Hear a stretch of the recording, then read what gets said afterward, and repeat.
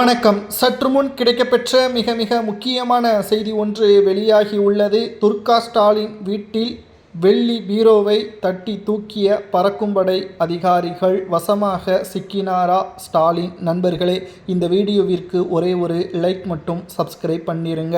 அதாவது, கொளத்தூர் தொகுதியில் வேட்புமனு தாக்கலின் பொழுது என்னிடம் 10,000 ரூபாய் ரொக்கமாகவும் தனது மனைவியின் மீது 3 கோடி ரூபாய் அசையும் சொத்துக்கள் இருப்பதாகவும் அசையா சொத்துக்கள் 4 கோடி ரூபாய் இருப்பதாகவும் மனு தாக்கல் செய்திருந்தார்.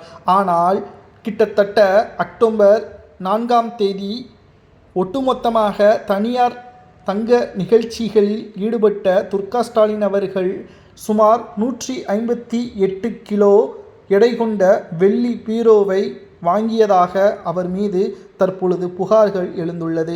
அதாவது, அவர் பணம் கொடுத்து வாங்கினாரோ அல்லது அதை பரிசாக வாங்கினாரோ என்பது நமக்கு முக்கியமில்லை.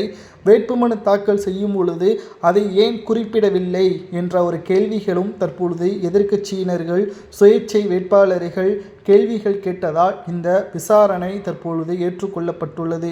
அதன் மதிப்பு சுமார் 3.5 கோடி என்றும் கூறப்படுகிறது. அதன் அளவு 7 அடி உயரம், 3 அடி அகலம் மற்றும் 2 அடி ஆழம் என்றும் கூறப்படுகிறது. 12 கைவினைஞர்கள் சுமார் 6,900 மணி நேரம் உழைத்து 92% சுத்தமான வெள்ளியில் இதை உருக்கியுள்ளதாகவும், இதை துர்கா ஸ்டாலின் அவர்கள் அந்த வெள்ளி அலமாரியை வாங்கினார் என்றும் பல்வேறு சமூக ஊடகங்களில் கூறப்படுகிறது.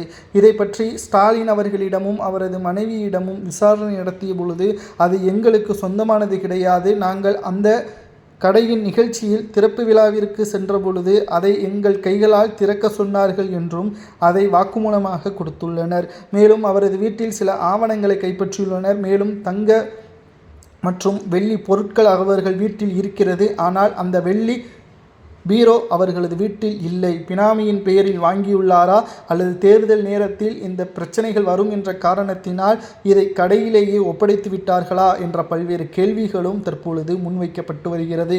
ஆனால் யாரும் எதிர்பார்க்காத வகையில் பறக்கும்படை அதிகாரிகள் துர்கா ஸ்டாலின் அவர்களது பண்ணை வீட்டில் சோதனைகள் நடத்தியது தற்பொழுது அரசியல் வட்டாரத்தில் பரபரப்பை ஏற்படுத்தியுள்ளது. நிச்சயம் தவறு செய்தவன் ஒரு நாள் அதற்கான தண்டனையை நிச்சயமாக பெறுவான். துர்கா ஸ்டாலின் அவர்கள் ஒரு நாள் கண்ணீருடன் சிக்கினார். அதாவது, மேடையில் ஸ்டாலின் அவர்கள் பதவி பிரமாணம் செய்யும் பொழுது கண்ணீருடன் அவரது வீடியோக்கள் சமூக வலைதளங்களில் வைரலாக பரவியது. அது ஒட்டுமொத்தமாக தமிழ்நாட்டின் கண்ணீர் தான். ஏனென்றால் அன்று மட்டும்தான் துர்கா ஸ்டாலின் அவர்கள் கண்ணீர் சிந்தினார். அதிலிருந்து மக்கள் தான் தற்பொழுது வரை கண்ணீர் சிந்தியுள்ளனர். தற்பொழுது வெள்ளி பீரோவை பரிசாக பெறாமல் அதை மீண்டுமே ஒப்படைத்து விட்டதாக துர்கா ஸ்டாலின் அவர்கள் கூறியதை ஏற்றுக்கொள்ளலாமா என்பதை கமெண்ட் வாயிலாக கூறுங்கள்.